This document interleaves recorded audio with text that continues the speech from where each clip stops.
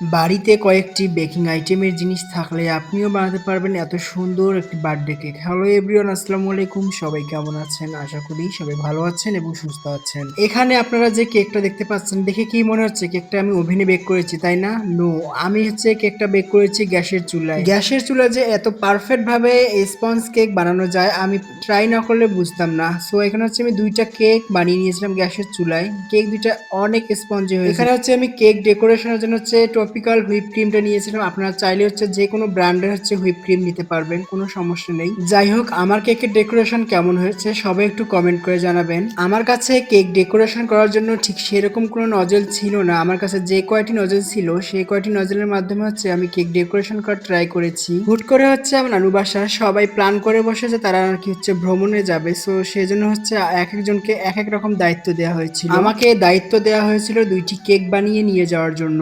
একটি কেক হচ্ছে আমি আমার খালাতো ভাইয়ের মেয়ের জন্য নিয়ে গিয়েছিলাম, আর একটি কেক হচ্ছে আমি ভ্রমণে সেলিব্রেশন করার জন্য নিয়ে গিয়েছিলাম। দেখতে তো পাচ্ছেন ফুসকুমিটা কেক পেয়ে কতটা খুশি হয়েছে। কেউ যদি আমার এই চুলার তৈরি বার্থডে কেক ফুল রেসিপিটি দেখতে চান তাহলে হচ্ছে আমাকে কমেন্ট করে জানাবেন। আমি ট্রাই করব আপনাদের সাথে ফুল রেসিপিটি শেয়ার করার।